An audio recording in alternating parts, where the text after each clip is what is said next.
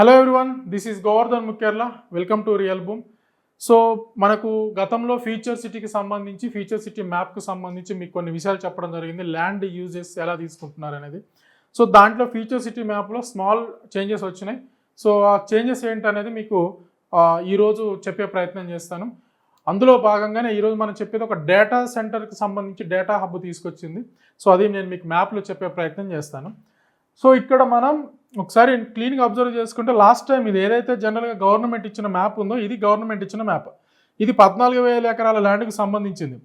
అయితే last time ఇక్కడ ఏదైతే ఎలక్ట్రానిక్స్ అండ్ జనరల్ యూజర్ జోన్కి సంబంధించిన ల్యాండ్ ఉందో దీంట్లో 313 ఎకరాల ల్యాండ్ని డేటా సెంటర్స్ కోసం ఉపయోగిస్తున్నారు. సో అది మీకు అందరికీ తెలుసు. మీర్ఖాన్పేట దగ్గర అమెజాన్ డేటా సెంటర్ ఉంది. రీసెంట్గా కంట్రోలెస్ వాళ్ళు డేటా సెంటర్ అండర్ కన్స్ట్రక్షన్లో ఉంది. అదే అమెజాన్ డేటా సెంటర్ వాళ్ళు మళ్ళీ ఎక్స్టెండ్లో సెకండ్ ఫేజ్ ఎక్స్టెండ్లో ఉన్నారు. దీంతోపాటు కంట్రోలెస్ వాళ్ళు 45 ఎకర్స్లో వాళ్ళు అండర్ కన్స్ట్రక్షన్లో ఉన్నారు. సో దీంతోపాటు ఇంకా 4 డేటా సెంటర్స్ రాబోతున్నాయి. సో వాటి కోసం అని చెప్పేసి అని ఇక్కడ డేటా సెంటర్ అయితే ఎలక్ట్రానిక్స్ అండ్ జనరల్ యూజర్ జోన్కి సంబంధించిన ల్యాండ్ ఏదైతే ఉందో ఇక్కడ ఉన్న ల్యాండ్ని పూర్తిగా తగ్గించాడు. అంతకుముందుకున్న ల్యాండ్ అంతా electronics and general user zone కంటే ఎక్కువ ల్యాండ్ దానికి ఇచ్చారు. 4,774 ఎకరాల ల్యాండ్ దానికి ఇచ్చాడు. సో ఇప్పుడు ఈవీ అండ్ ఎనర్జీ పార్కుకు సంబంధించింది కొంత దాని కిందకి ఎలక్ట్రానిక్స్ దాని కిందకే వస్తుంది కాబట్టి మిగతాది దాంట్లో ఇచ్చిన దాంట్లో 4,774 ఎకరాలలో మనం సుమారు 313 ఎకరాలు డేటా సెంటర్స్కి ఇవ్వడం జరిగింది. ఇక్కడ మనం క్లీన్గా అబ్జర్వ్ చేయాల్సింది ఏంటంటే డేటా సెంటర్స్కి సుమారు 1 కిలోమీటర్ రేడియస్ వరకు ప్రాపర్టీస్ తీసుకోకపోవడం మంచిది అని చెప్తున్నా. ఎందుకు చెప్తున్నామంటే డేటా సెంటర్స్లో లిటిల్ బిట్ రేడియేషన్ ఉంటుంది.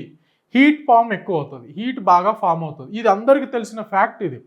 కానీ అక్కడ డేటా సెంటర్స్ వస్తున్నాయి, హంబక్ జరిగిపోతుంది అంటే కోర్స్ అక్కడ ఇప్పుడు సపోజ్ ఇప్పుడు ఈ ఏరియాలో గవర్నమెంట్ 640 ఎకరాల చేంజ్ సుమారు 650 ఎకరాలలో గవర్నమెంట్ రైతులకు ప్లాటింగ్ చేసింది.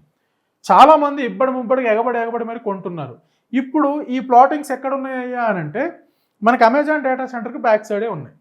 ఇప్పుడు అమెజాన్ డేటా సెంటర్తో పాటు ఇప్పుడు కంట్రోలెస్ డేటా సెంటర్ వస్తుంది. దాంతోపాటు ఇంకొక 4 డేటా ఇంకా 2 డేటా సెంటర్లు రాబోతున్నాయి. సో ఇప్పుడు ఈ డేటా సెంటర్స్ ఉన్న దగ్గర కామన్గా హీట్ వేవ్స్ అయితే కంపల్సరీ ఉంటాయి, హీట్ పొల్యూషన్ అయితే ఉంటుంది, వెదర్ పొల్యూషన్ లిటిల్ బిట్ ఉంటుంది. సో ఇది డిసడ్వాంటేజ్. మనకి అడ్వాంటేజ్ ఏంటంటే ఇప్పుడు ఇక్కడ ఏవైతే లైక్ ఏమంటారు యంగ్ ఇండియా స్కిల్ యూనివర్సిటీ 52 ఎకరాల అండర్ కన్స్ట్రక్షన్లో ఉంది. దానికి తోడు ఎఫ్సిడి ఆఫీస్ అక్కడే ఉండడము, ఫ్యూచర్ సిటీ కమిషనరేట్ అక్కడే కన్స్ట్రక్షన్ చేస్తున్నారు. మనకు సింగరేణి వాళ్ళది అక్కడ కన్స్ట్రక్షన్ చేయబోతున్నారు. అండ్ అర్బన్ డెవలప్మెంట్ వాళ్ళది, నేషనల్ అర్బన్ డెవలప్మెంట్ వాళ్ళది అక్కడే ఆఫీస్ కన్స్ట్రక్షన్ చేయబోతున్నారు. నాక్ వాళ్ళది అక్కడనే ఆఫీస్ కన్స్ట్రక్షన్ చేయబోతున్నారు.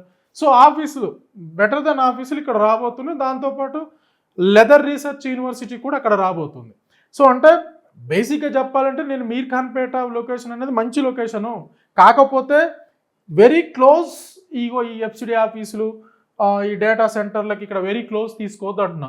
ఇక్కడి నుంచి మీరు క్లియర్గా అక్కడ మీకు అందరికీ తెలుసు ఎఫ్సిడి ఆఫీస్ ఎక్కడ ఉన్నది అనేది అందరికీ తెలుసు, అమెజాన్ డేటా సెంటర్ ఎక్కడ ఉన్నదని అందరికీ తెలుసు.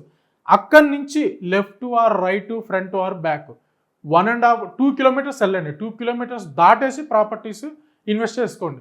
ఎందుకంటే రేపు దీనికి ఉండే ఒక చిన్నపాటి పొల్యూషన్ అనేది ఇప్పుడు మనకు తెలియదు. సుమారు ఒక 5-10 ఏళ్ళలో 15 ఏళ్ళలో పోయిన తర్వాత దాని ఇంపాక్ట్ మనకు అప్పుడు తెలుస్తుంది. కాబట్టి ఇప్పటికిప్పుడు జాగ్రత్త పడితే బెటర్ అనేది నా ఉద్దేశం. ఇప్పుడు ఇక్కడి నుంచని ఈ ఫ్యూచర్ సిటీ ఆఫీస్కి అక్కడి నుంచని ఎఫ్సిడి ఆఫీస్ నుంచని మీర్ఖాన్పేట వరకు సుమారు 1.5 కిలోమీటర్ రేడియస్ ఉంటుంది విలేజ్. దాని తర్వాత ప్లాన్ చేసుకుంటే బెటర్ అనేది నా ఉద్దేశం. ఎందుకంటే ఇంత పెద్ద పొల్యూషన్ ఇంపాక్ట్ పడదు. సో ఆ తర్వాత మనకి ఎలాంటి ఇబ్బందులు ఉండవు కాబట్టి ఇక్కడ జాగ్రత్త చూసి తీసుకోమని చెప్తున్నాను. సో ఇది మీర్ఖాన్పేట. సో ఇది మీర్ఖాన్పేట జంక్షన్. సో ఈ ఏరియాలో మొత్తం కూడా ఇప్పుడు ఈ మీర్ఖాన్పేట కంటే ముందుకు ఈ ఏరియాలో ఇప్పుడు మనకి ఎఫ్సిడి ఆఫీస్ కన్స్ట్రక్షన్ చేస్తున్నారు. ఎఫ్సిడి ఆఫీస్కి కొద్దిగా ముందుకు కంట్రోలెస్ వాళ్ళది కన్స్ట్రక్షన్ జరుగుతుంది. ఆ తర్వాత ఎఫ్సిడి ఆఫీస్కి ఎదురుగానే మనకు young India skill university under కన్స్ట్రక్షన్లో ఉంది. దానికి back side or front side Amazon data centre second phase under కన్స్ట్రక్షన్లో ఉంది. సో ఇక్కడ బేసిక్గా ఏంటంటే ఒక డిసడ్వాంటేజ్ డేటా సెంటర్స్ ఉండడం అనేది డిసడ్వాంటేజ్. అడ్వాంటేజ్ ఏంటంటే గవర్నమెంట్ ఆఫీసులు మొత్తం కూడా అక్కడ కన్స్ట్రక్షన్ కాబోతున్నాయి. కొన్ని యూనివర్సిటీ ఇప్పుడు యంగ్ ఇండియా యూనివర్సిటీతో పాటు ఇంకొక 2 యూనివర్సిటీలు రాబోతున్నాయి. Okay, not bad. కాకపోతే ఏంటంటే కొంచెం మనం పక్కనే తీసుకుందాం అనే కాన్సెప్ట్ కాబట్టి కొంచెం ఒక 1.5 కిలోమీటర్ 2 కిలోమీటర్ రేడియస్ వరకు వెళ్ళి తీసుకుంటే డెవలప్మెంట్ అయితే బాగా అవుతుంది. నేను గతంలో లాస్ట్ ఇయర్ 2025లో ఫిబ్రవరి మార్చి టైంలో నేను చెప్పినప్పుడు అక్కడ గజం 15-16 వేలకు దొరికిండే ప్రాపర్టీస్. ఇప్పుడు 20 నుంచి 25 వేలు రైతులు అమ్మే ల్యాండ్, రైతులకు ఇచ్చిన వాటాలనైతే 30 నుంచి 35 వేలు కూడా నడుస్తుంది. కొన్ని లిటిల్ బిట్ 25 వేలు కూడా నడుస్తుంది. అంటే క్లియర్గా చెప్పుకోవాలనుకుంటే 20 నుంచి 30 వేల మధ్యలో గజం దొరుకుతుంది. ఇక్కడ నో డౌట్ మీర్ఖాన్పేట లొకేషన్ అనేది మనం ఎలాగ డౌట్ పడాల్సిన అవసరం లేదు.